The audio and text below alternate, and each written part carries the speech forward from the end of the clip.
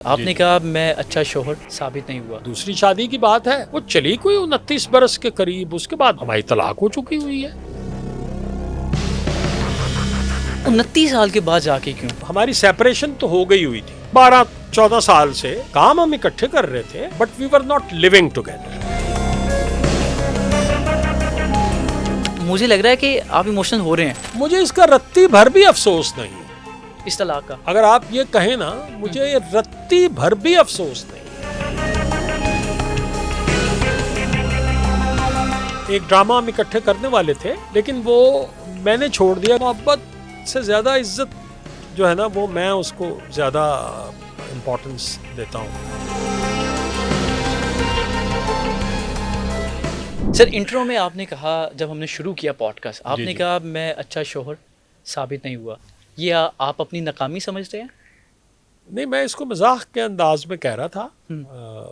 लेकिन इसको लोग कहते हैं, थोड़ी वो भी कहते हैं कि वसीम साहब की जो फैमिली, जो ठीक है वो एक निजी ज़िंदगी है, उसमें भी लोग इसको बड़ा डिस्कस करते हैं, आपकी शादी को, मामलात को।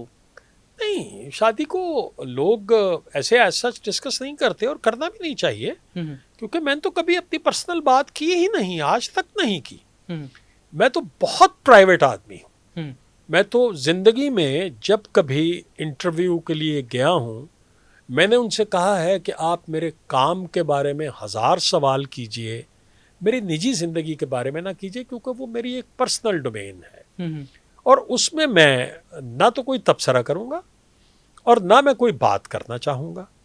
अब देखिए ना, बात को ख़राब कैसे किया जाता है, आपकी मर्ज़ी है, आप जिस एंगल से भी ले जाएं। गुफ्तगू हो रही थी एक पॉडकास्ट में, तो जिक्र हो रहा था कि जो जेनजीज हैं वो जॉइंट फैमिली में नहीं रहना चाहते। अच्छा भाई, मेरे बच्चे तो जेनजीज में नहीं आते। उनकी एज जो है, जेनजीज तो आप 18 साल के बच्चों को ही कहेंगे ना जी। तो मेरे बच्चे तो माशाअल्लाह शादीशुदा हैं। एक छोटा बेटा है जिसकी शादी नहीं हुई, मगर वो भी 30 बरस का माशाअल्लाह हो गया। तो मैंने कहा कि भाई नहीं रहते, ठीक है, वो उनकी वक्त के साथ माहौल बदलता है, चीज़ें इवॉल्व होती हैं। और उसी कॉन्टेक्स्ट में मैंने ये कहा कि वैसे बच्चों को स्पेस देनी चाहिए, मेरा ये मानना है। जैसे मैं कराची जाता हूँ तो मैं अपने बेटे की तरफ नहीं रहता, मैं गेस्ट हाउस में रहता हूँ। अच्छा, उसकी वजह ये नहीं है कि मेरा बेटा नहीं चाहता कि मैं उसके साथ ना रहूं, या मेरी बहू नहीं चाहती कि मैं उनके साथ ना रहूं, या मैं नहीं चाहता कि मैं उनके साथ। उसकी वजह है एक, देखिए हमारे काम की नौयत बिल्कुल डिफरेंट है। ये मैंने एक शो में पहले भी वजाहत की है कि हमारी रिकॉर्डिंग्स के टाइम का नहीं पता होता। बाज़ औक़ात क्यों होता है कि 12 बजे पैकअप किया आपने, कराची में बहुत फासले हैं। कराची में बाज़ औक़ात आप बिल्कुल एक एंड पे, ये फेज़ 8 में रहते हैं बच्चे मेरे जो हैं, ठीक है, तो आप बिल्कुल दूसरे एंड पे काम कर रहे हैं। अब 12 बजे पैकअप हुआ है, निकलते निकलते आपको 12:15 12:30 बज गए हैं, पहुँचते पहुँचते आपको 1:30 बज गया है। मेरी बहू बेचारी इस इंतज़ार में होती है कि मैं आऊँ, वो मुझे खाना दे, मुझे ग्रीन टी बना के दे और फिर सोए। और वो उन माँओं में से है जो अपने बच्चों को किसी के साथ भी ट्रस्ट नहीं करती। उसने 6 बजे फिर उठना होता है, बच्चों को तैयार करवाना होता है, स्कूल छोड़ के आना होता है, वापस आती है, फिर एक बच्चे को पिक करने जाती है, क्योंकि वो दोनों की छुट्टी की टाइमिंग्स डिफरेंट हैं।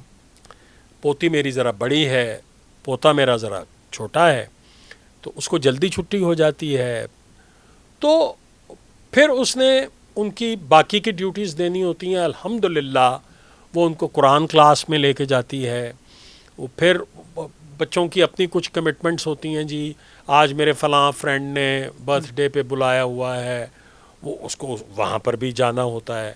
फिर बाज़ औक़ात कोई तबीयत ख़राब हो गई, डॉक्टर पे लेके जाना है। ये उस दौरान मैं चूँकि परहेज़ी खाना खाता हूँ, उसने मेरा खाना भी बनाना होता है। अच्छा सर, आपकी बातों से कन्विंस है सारे।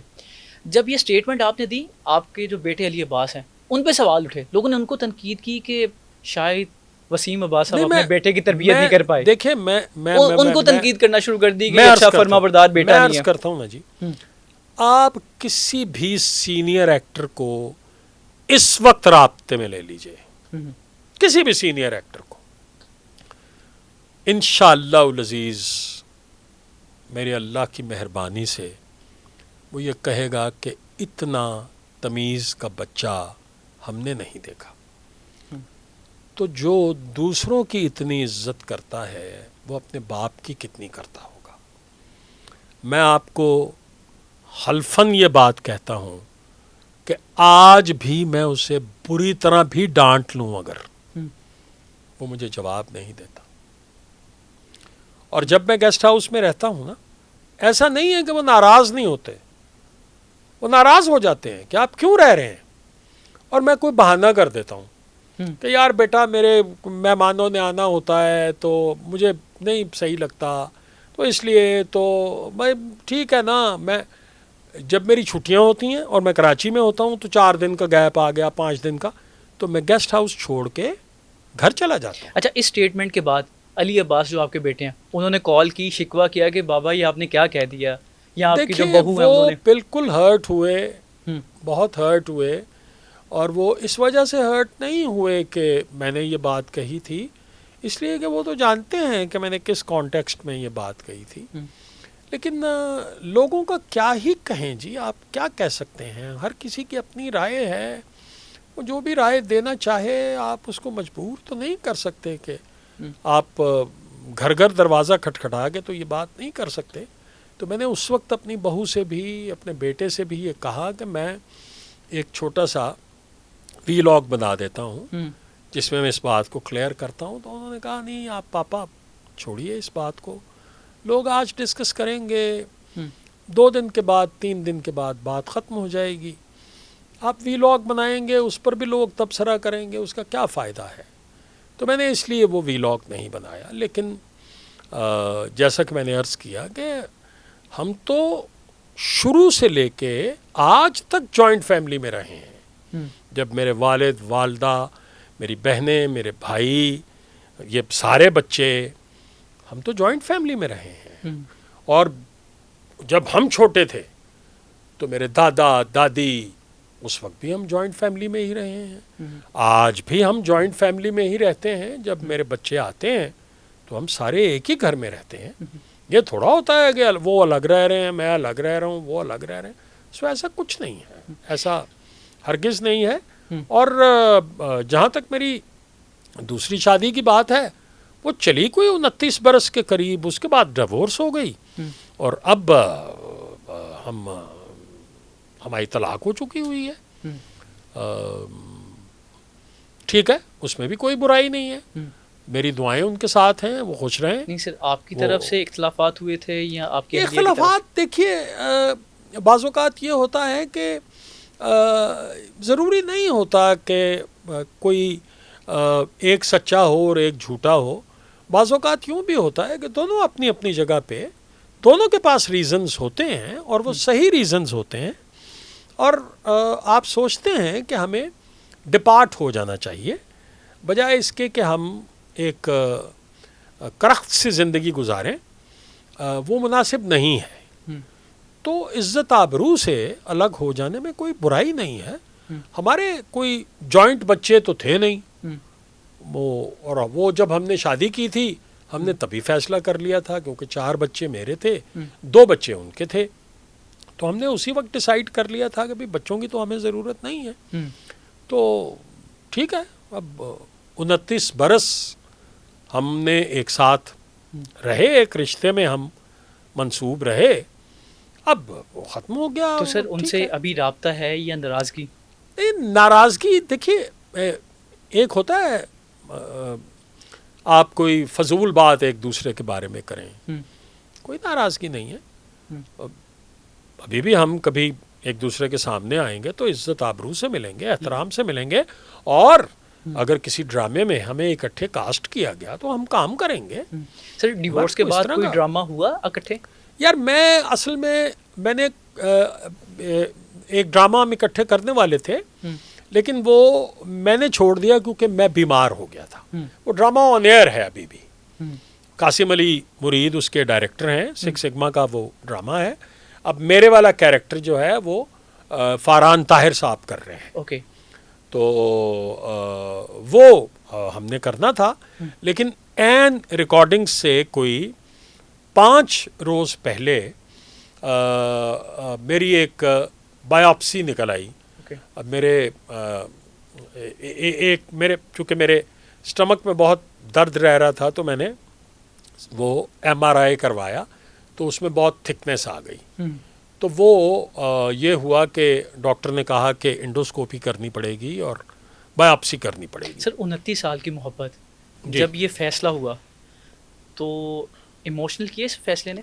नहीं, अब इस उम्र में क्या इमोशनल होना है यार। लेकिन सर मोहब्बत होता है ना कि कोई बच्चों ऐसा होता है कि मोहब्बत से ज्यादा जिस्म का हिस्सा ही होता है सर, वाइफ देखिए, जब वो अलग हो जाए। मोहब्बत से ज्यादा इज्जत जो है ना, वो मैं उसको ज्यादा इम्पोर्टेंस देता हूँ। मोहब्बत जो है वो ठीक है, यानी कि इससे आपके इमोशनल हर्ट नहीं हुए, लेकिन आपकी कहीं ना कहीं रिस्पेक्ट को मसला हुआ? नहीं नहीं नहीं नहीं, नहीं। कोई हम एक दूसरे को डिसरिस्पेक्ट नहीं करते, ना करेंगे, कभी नहीं करेंगे। डिसरिस्पेक्ट क्यों करना है? जो वक्त गुजर गया गुजर गया। और उसके मेरा ख्याल है उसके पेरेंट्स के साथ मेरा बहुत ही अच्छा ताल्लुक़ रहा। अल्लाह उन दोनों को जन्नत में जगह दे। उसके बहन भाइयों के साथ मेरा बहुत अच्छा ताल्लुक़ रहा। हमारी नहीं निभ सकी, बस वो ख़त्म हो गई बात। इसमें क्या बुराई है? 29 साल के बाद जाके क्यों, क्या महसूस हुआ कि मेरे साथ ये गलत हो रहा है? देखिए, हमारी सेपरेशन तो हो गई हुई थी, ठीक है। वो तो कोई कितने अर्सा पहले? 12-14 साल से we were separated, we were working together. Okay. काम हम इकट्ठे कर रहे थे, मिल भी लेते थे, खाना भी इकट्ठे खाने चले जाया करते थे, ऐसी बात नहीं थी। But we were not living together. Okay. 14 साल से? हाँ, तकरीबन। और फिर फाइनली हमने ये सोचा कि बीच में क्या है, अब एक कागज़ का टुकड़ा है और तो कुछ नहीं है। तो ये आपकी तरफ से फैसला हुआ या उनकी तरफ से? ये दोनों के, ये म्यूचुअल होता है जी। ये कोई ये नहीं होता कि मकसद ये नहीं होता कि आपने एक दूसरे को तंग करना है या परेशान करना है।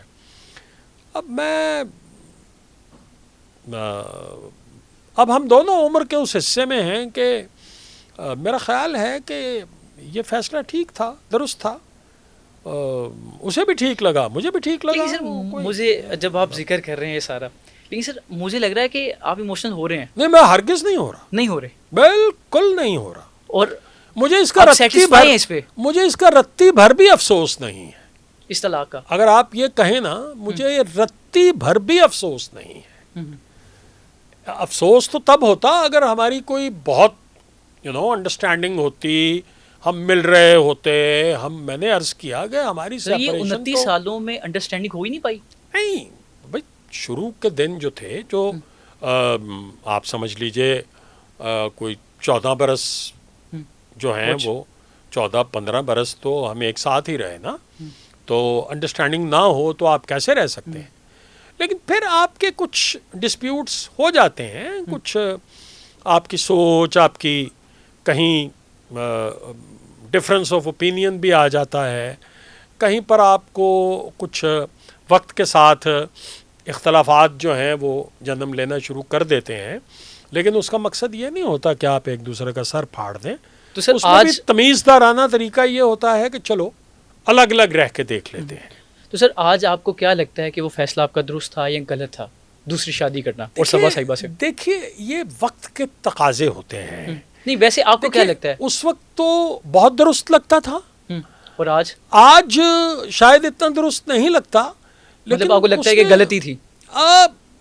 शायद थी, शायद सबा साहिबा से शादी करना। मैं कोई इसको प्रॉपरली डिफाइन नहीं कर पाऊंगा, मगर शायद थी। बड़ा अच्छा वक्त भी गुजारा और उसके बाद फिर जब हम अलग हुए तो भी हम जब भी मिले इंतहाई एहतराम से और इंतहाई मतलब दोस्ती वाला एक ताल्लुक जो है वो रहा। तो लेकिन मैं ये कहूँ कि जी आज मुझे बड़ा दुख है इस बात का, और मेरी आंखों में आंसू आ जाते हैं, मैं सोचता हूँ तो वो बकवास बात होगी, ऐसा कुछ नहीं है। अच्छा सर, दोबारा कोई तीसरी शादी का प्लान है? यार कोई रिश्ता है ही नजर इतने दस दे, वो मेरा तो मन तो कोई मिल नहीं रहा। यानी प्लान है आपका? है मतलब नहीं, अब तो भाई हिम्मत ही नहीं है, प्लान हो भी तो क्या है। सर ये पक्की जुगत ही है वाली। प्लान तो मेरा मतलब है प्लानिंग को छोड़ दीजिए अब तो, मतलब कोई अगर तकाजा भी करे तो हम यही कह सकते हैं कि बहन जी बैठिए, तशरीफ रखिए आप। लेकिन सर प्रपोजल आते हैं और अभी नहीं, इस उम्र और में? नहीं चाहिए। नहीं आते होंगे सर, और ऐसा नहीं सर, नहीं।